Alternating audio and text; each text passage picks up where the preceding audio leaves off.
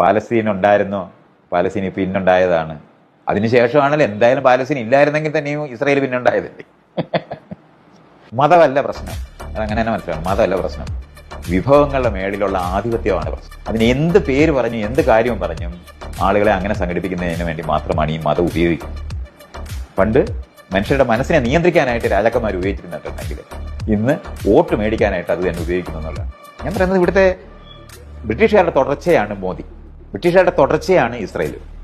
ആളുകൾ ഇന്ന് ഇന്ത്യയെ ഫേസ് ചെയ്യുന്ന പ്രശ്നം എന്ന് പറഞ്ഞാൽ ഇന്ത്യയിലെ വോട്ടാണ്.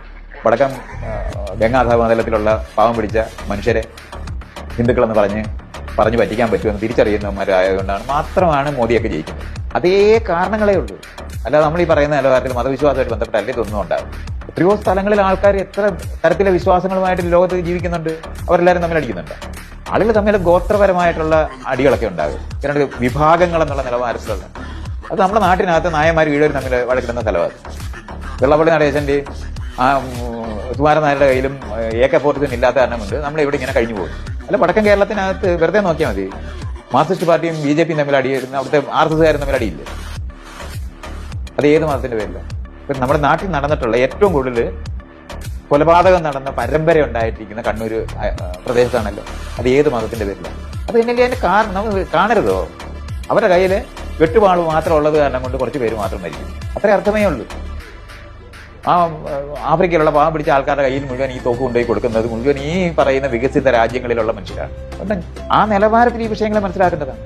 ആ ഗാസയിലുള്ള ആൾക്കാരുടെ മണ്ടയിൽ അവരെ ദിവസവും ശ്വാസം മുട്ടിച്ചിരിക്കുന്നു. എന്നാൽ എതിർക്കുന്ന ദിവസം ഇപ്പം ഹമാസ് അതിനെ എതിർക്കുന്നു എന്ന് പറയുമ്പോൾ അതിന് തലേന്ന് വരെ ദിവസവും ശ്വാസം മുട്ടി നിൽക്കുന്ന മനുഷ്യരാണത്. അത് കൂരിയെ പിടിക്കാൻ തുടങ്ങിയപ്പോൾ അത് കുത്തി എന്ന് പറയുന്നതാണ്, കൂരി മഹാഭീകരനാണെന്ന് പറയുന്നതാണ് ഹമാസ്. അതിനെ പിടിക്കാൻ ശ്രമിച്ചുകൊണ്ടിരുന്ന കുത്തിയത്, അല്ലാതെ ലോകത്ത് ഏതെങ്കിലും ഒരു മീൻ എന്തിനാ ഈ മനുഷ്യനെ തിന്നുന്നതാണ് ഷാർക്ക് എന്ന് പറയുമല്ലോ. കടലിറങ്ങി നീന്തുന്നതിനെ മാത്രമല്ലേ പിടിച്ചിട്ടുള്ളൂ, കരകയറി വന്ന് പിടിച്ചിട്ടുണ്ടാ? ഇതൊക്കെ പറയുന്നതിനൊരു മര്യാദ വേണ്ടേ? യുദ്ധങ്ങളുടെ മുഴുവൻ കാരണമെന്ന് പറയുന്നത് മറ്റാളുകളെ കീഴ്പ്പെടുത്തി അവരെ ഭരിക്കുകയും അവരുടെ വസ്തുവകകൾ അടിച്ചുകൊണ്ട് പോകണമെന്ന് ആലോചിക്കുന്നവരുടെ യുക്തിക്കകത്താണ്. അതിന് പകരം മതങ്ങൾ തമ്മിലാണ് അടിക്കുന്നത്. മതം മാറിയ എല്ലാവരും തമ്മിൽ ഉമ്മ വയ്ക്കും. അവനവന്റെ വീട്ടിലുള്ള ഭാര്യയും ഭർത്താവും തമ്മിൽ ഉമ്മ വെപ്പിച്ച് കാണിച്ചാൽ മതി. അല്ല, ഈ സിവിൽ കോടതിയിലെ കേസ് മുഴുവനും മതവിശ്വാസികൾ തമ്മിലാണ്. ഇത്തരത്തിലുള്ള ആർഗ്യുമെന്റ്സ് ഒക്കെ വെക്കുകയെന്ന് പറയുന്നത് ഇസ്ലാം മത വിരോധമുള്ള ഒരു മനുഷ്യന് മാത്രമേ അങ്ങനെയുള്ള വരികളൊക്കെ പറയാം. വേറെ ഒന്നുമില്ല. കൃത്യമായിട്ട് ഇന്ത്യയിലെ ഹിന്ദുക്കൾ എന്ന് നമ്മൾ വിളിക്കുന്ന ഹിന്ദുത്വത്തിന്റെ ആൾക്കാരുടെ റെപ്രസെന്റേറ്റീവ് ആയിരിക്കുന്നവർക്ക് മാത്രമേ ഇസ്രായേലിനെ സപ്പോർട്ട് കൊടുക്കാൻ